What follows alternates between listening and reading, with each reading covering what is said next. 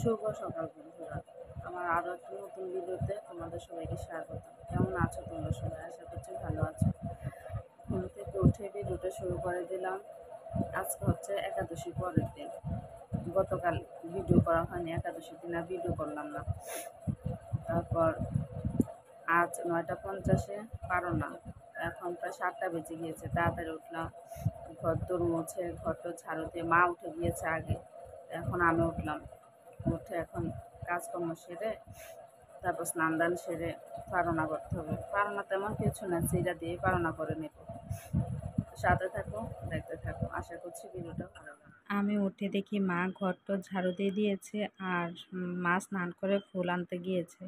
তো আমি ভাবলাম রান্নাঘরটা আমি মুছে নিই, তারপর গ্যাস ট্যাস মুছে তারপর সাইডগুলো মুছে নিলাম। প্রত্যেকদিন না মুছলে না ওই যে তরকারি ছিটকিয়ে গিয়ে পরে তেল ছিটকিয়ে গিয়ে পরে দেয়ালগুলি একদম তেল ছিটে হয়ে যায়।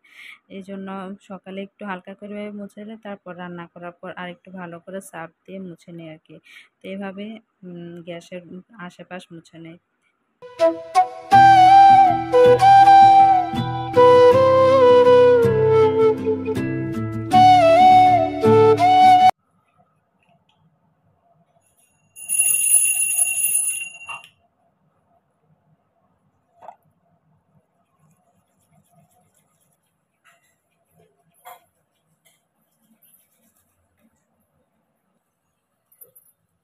কাজ করতে করতে একটু বারান্দায় আসলাম, একটু আজকে ওয়েদারটা দেখার জন্য।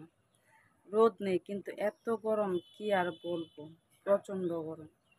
তো এখন রান্নাঘরটা মুছে নিয়েছি, মা উঠে দেখি যে ঘরটা ঝাড়ু আর গ্যাসটা মুছলাম। এখন ব্রাশ করে স্নান করতে চলে যাব। তারপরে সেই ইষ্টবিধি করবো, গীতা পড়বো, তারপর পূজা দিয়ে সারলে চিরা চিরা দিয়ে পূজা দিবে, তারপর প্রসাদ খেয়ে নেব। এই তো হয়ে গেল। একদমই রোদ নেই কিন্তু প্রচণ্ড গরম। দেখো, এই তো পুজো দেওয়া শেষ। চিরা আর আম দিয়ে পূজা দিয়েছে, আর সাথে আছে কয়েকটা সাবু। কলা ছিল না, সেজন্য আর কলা দিতে পারে না।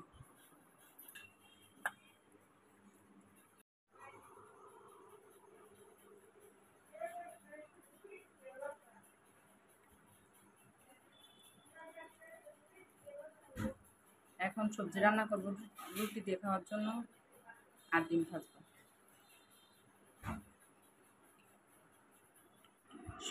সবজিটা হচ্ছে, আর এদিক দিয়ে রুটিটা কেমন দেখো পুড়ে গেছে। একটু ভিতর রুমে গিয়েছিলাম, এসে দেখি পুড়ে গেছে। তো রুটি সব শেখা হয়েছে, এখন ডিম ভাজবো। বাবুর ডিমটা ভেজেছি পেঁয়াজ মরিচ দিয়ে, আর মেয়েটা ভাজবো শুধু পেঁয়াজ দিয়ে। আর আমারও না একদমই ডিমের মধ্যে মরিচ দিয়ে খেতে ইচ্ছে করে না। আমি সকালবেলা ডিমটা খাবো না, দুপুরে একবারে মাছ খাবো আর কি। যেহেতু একাদশী ছিলাম সেহেতু পরের দিন সকালে আর মাছ টাছ কিছুই খাবো না, ওই দুপুরের দিকে মাছ খেয়ে নেব। তো মেয়ের ডিমটা এখন ভেজে নিচ্ছি শুধু পেঁয়াজ দিয়ে, বাবুটা তো আগেই ভেজে নিয়েছিলাম। তো মা সকালবেলা মূলত বেশিরভাগ ডিম খেতে চায় না, ওই মা বাবু আর মেয়ের জন্যই ডিমটা ভাজা হয় আর কি। তো চলো দেখতে থাকো, এদিক দিয়ে মেয়ের ডিমটা ভেজে নিচ্ছি আর সবজিটাও হয়ে গিয়েছে।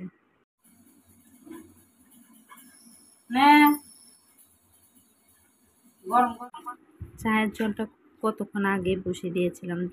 চায়ের জল যত ফুটবে দেখবে চাটা খেতে তত ভালো লাগবে। তো চা পাতা দিয়ে আরও অনেকক্ষণ ফুটিয়ে নেওয়ার পর চাটা হয়ে গিয়েছে। তো ফ্লাক্সের মধ্যে ঢেলে নিচ্ছি আর কি। তো পরে দুধ আর চিনি দিয়ে মিশিয়ে খেয়ে নেব। চলো দেখতে থাকো, সাথে থেকো। এক একজনের কাছে এক একজনের আদরের পাত্র।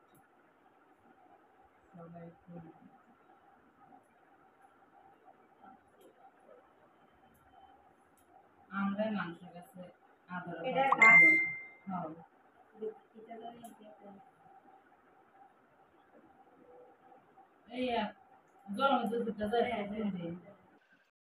তারপর খাওয়া দাওয়ার পর মা মেয়েতে মিলে তরকারি কাটতেছে, আর কত কথা যে বলতেছে আমরা, এমনটাই হয় প্রতিদিন জানো তো। সব সময় তো শেয়ার করা হয় না, আর মানে দেখানোও হয় না। ভাত নিবি না খাইয়া যাবি? আচ্ছা। চিংড়ি মাছগুলো অনেকদিন আগে এনেছিল, ফ্রিজেই ছিল, আর কাটা হয়নি। তো মেয়ে একবার বলছে যে ভাত খেয়ে যাবে, এখন বলে যে নিয়ে যাবে, খেয়ে যাবে না। দুইটা ভেজে দেব পেঁয়াজ দিয়ে। মূলত চিংড়ি মাছটা মেয়ের জন্যই আনা, মেয়ে খুব পছন্দ করে।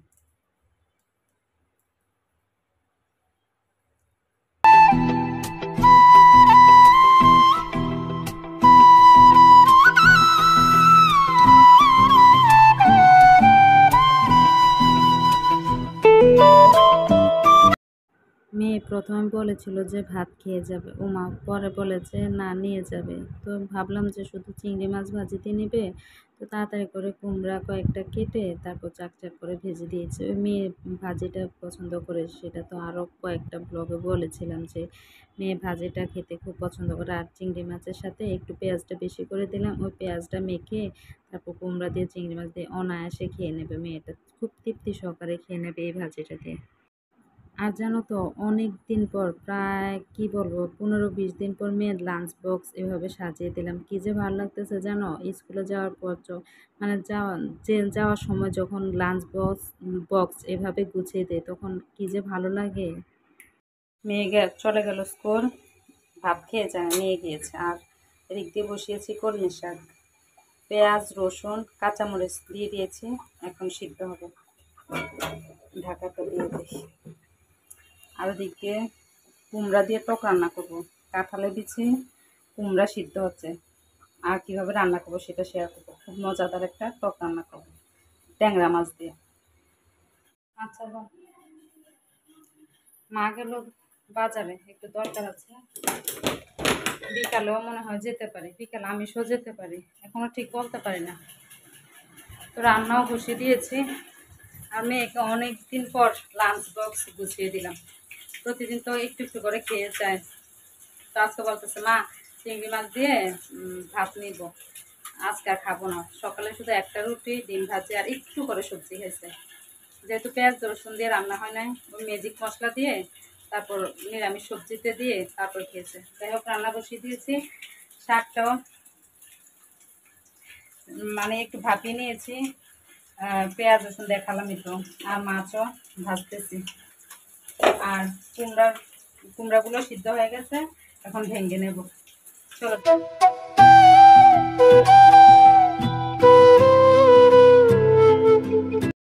কুমড়াটা ভেঙে নিছি। আর এদিক দিয়ে কাঁঠালি বিচিটা আগে নামিয়ে নিয়েছি, না হলে ভেঙে যেত। আর টকে মাছ ভাজি দেবো, ওই যে ট্যাংরা মাছ সেটাই ভেজে নিয়েছি। আর এখন দিব না, পরে দিব, সোমবার দিয়ে তারপর দেবো। এখন আম দিয়ে দেব।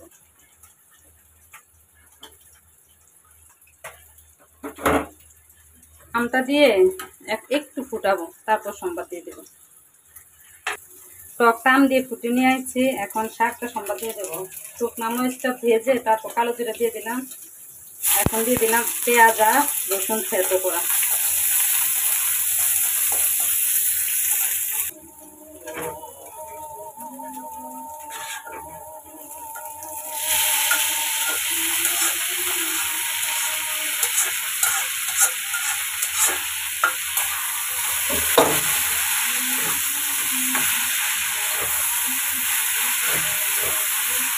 নামিয়ে নিয়েছি। আর একদিক দিয়ে শসা তরকারি বসিয়ে দিয়েছি, এখন টকটা সোমবার দিতে চলে আসলাম। টকে সোমবার তেল দিয়ে দিয়েছি, এখন কালো সরিষা দিয়ে দিলাম। সরিষাটা একটু ভাজা হলে এই যে ছড়া কেটে ধুয়ে রেখেছি এটাই দিয়ে দেবো। একটু হলুদ, একটু লবণ, ছড়াটাকে ভেজে নেবো ভালো করে। এদিকে শসাটা বসিয়ে দিলাম, শসার জন্য মাছও ভেজে নিয়েছি। এই যে কার্পু মাছ আর ট্যাংরা মাছ, কার্পু মাছ হচ্ছে মেয়ে খাবে না, সেজন্য মেয়ের জন্য কয়েকটা ট্যাংরা মাছ দিয়ে দিলাম। আর এই করলাগুলা, এই একটা করলা ছিল অনেক দিন, দেখো কেমন হয়ে গেছে। মা বলতেছে এটা সিদ্ধ করে নেওয়ার জন্য, পেঁয়াজ কাঁচামরিচ দিয়ে ভর্তা করে খেয়ে নেব। এই যে এটা হচ্ছে শাকটা। আর ওই যে 2 পিস কুমড়া ভাজি দেখা যাচ্ছে, সবগুলি মেয়ে নেয় না। আর অবস্থা দেখো, এত পরিমাণ গরম লাগতেছে, কি আর বলবো। রোদ নেই, রোদ থেকে থেকে ওঠে, এই রোদ উঠে এই আবার রোদ চলে যায়, কিন্তু গরমটা প্রচণ্ড প্রচণ্ড গরম। ওই যে ছড়াগুলো দিয়ে দিয়েছিলাম ব্যাগের মধ্যে, তারপর মাছ, কাঁঠালে বিছিয়ে, তারপর 2টা কাঁচামরিচ চেরা দিয়ে দিলাম। আর জানো তো, টকের মধ্যে লবণ দিতেই ভুলে গেছি, তারপরে একটু আগেই লবণ দিলাম। এখন একটু ফুটিয়ে নামিয়ে নেবো। আর ছড়াগুলা যে সোমবারের মধ্যেই অনেকটাই সিদ্ধ করে নিয়েছিলাম, ভাজা ভাজা যেহেতু পাতলা পাতলা করে কাটা, সে তখনই অর্ধেক সিদ্ধ হয়ে গেছে। তো আরেকটু ফুটিয়ে নামিয়ে নেব। এই দারুণ মজাদার। তো এই টকটা থাকলে গরমের মধ্যে মানে খুব তৃপ্তি সহকারে ভাত খাওয়া যায়। এই টকটা দিয়ে মনে হয় যেন কয়েক থালা ভাত খেয়ে ফেলা যাবে, সেটা কথার কথা। মানে এত ভালো লাগে টকটা। আর একটু কিছু একটা ভাজি বা ভর্তা হলে আর কিছুই লাগবে না, এমন। তো যাই হোক, এই টকের রেসিপিটা সবটাই শেয়ার করলাম তোমাদের সাথে। ট্রাই করে দেখতে পারো এই গরমের মধ্যে, আশা করছি ভালো লাগবে। আমাদের ফ্যামিলিতে তো সবাই পছন্দ করে। আমার বাবা আবার টকের মাছটা বেশি একটা পছন্দ করে না, কিন্তু টকটা খাবে। তো যাই হোক, যদি ভালো লাগে ট্রাই করো, খেয়ে দেখো, খুব মজাদার। আর আমি তো আম দিয়েছি টকের মধ্যে, তোমরা চাইলে যে কোনো কিছুই দিতে পারো, আমড়া, তেঁতুল, টক জাতীয় চালতা, এসব দিয়েও রান্না করা যেতে পারে। তো এই শসা তরকারিটা হয়ে গেছে, ভাত প্রায় ঘনিয়ে আসছে। এই তো শসা তরকারিটা, শাক, আর এই হচ্ছে মজাদার টকটা।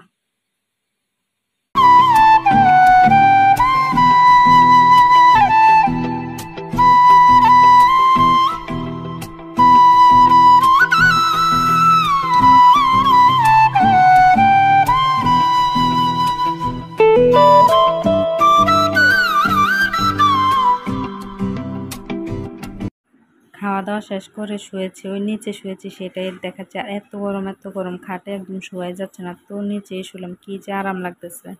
শুভ বিকেল বন্ধুরা। তো রেডি হয়ে গিয়েছি, যাব হচ্ছে বাজারে। সকালে বলেছিলাম না যে হয়তো একটু বাজারে যেতে পারি, একটু দরকার আছে। তো আসলে মায়ের একজন 2 হাতে 2টা শাখা, 2 রকম শাখা আর কি। তো অনেকদিন থেকে বলতেছিল যে শাখা কিনবে, তো সময় হয়ে ওঠে না। যে মেশো থেকে কিনি, ওই মেশো সবসময় দোকানে থাকে না, সেজন্য। তো এখন বাবু দুপুরে ভাত টাত খেয়ে যাওয়ার সময় তো দেখেছে যে মেশো আছে, তো থাকবে 1.5 ঘন্টা। এখন বাজে হচ্ছে 5টা, তো 5:30 পর্যন্ত থাকবো। যেতে যেতে 10 মিনিট, 10 মিনিটও লাগে না। গিয়ে মিশুকে ধরতে পারবো। তো চলো, তোমরাও চলো। আসেই দেখা হয়েছিল, খাওয়া দাওয়ার পরে একটু শুয়েছিলাম ওই সময়। আর এখন তো চলো, এই মেশো থেকে আমরা সবসময় শাখা কিনে আর কি, আমার বলো মায়ের বলো সবার। তো চলে আসলাম দোকানে। এখন মা গিয়েছিল আরেকটা দোকানে একটু দরকারে, তো এই তো মা আসলো আর শাখা দেখাচ্ছে, শাখা পছন্দ করার জন্য। এই যে এই শাখাটাই নিলাম শেষমেশ। অনেকগুলো শাখা দেখেছি, মার পছন্দ হয় না, আমারও পছন্দ হয় না। তো আমরা দেখতেছি একদম সিম্পলের মধ্যে সেগুলো। তো এখন মাকে শাখা পরিয়ে দিচ্ছে আর কি।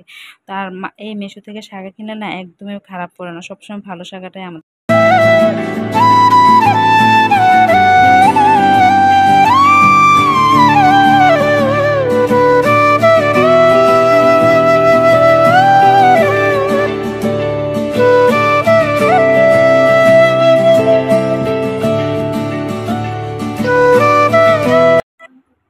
বাসায় আসলাম, এসে ফ্রেশ ট্রেশ হয়ে তো কী কী আনলাম চলো দেখিয়ে দিই। একটা বিস্কুটের প্যাকেট, তারপর একটা হচ্ছে কফি, আর এটা হচ্ছে টয়লেট টিস্যু, আর তারপর হচ্ছে যে ম্যাজিক মশলা, যেটা না হলে একদম হয় না। তারপরে আধা কেজি লিকুইড দুধ, আর 2টা ছোটো 2 রকমের ছোটো ছোটো প্যাকেটের বিস্কুট, আর একটা ডিপ্লোমা গুঁড়া দুধ, আর টমেটো সস, আর হচ্ছে শ্যাম্পুর শ্যাম্পুর মালা, যাই হোক ছড়া সেটাই।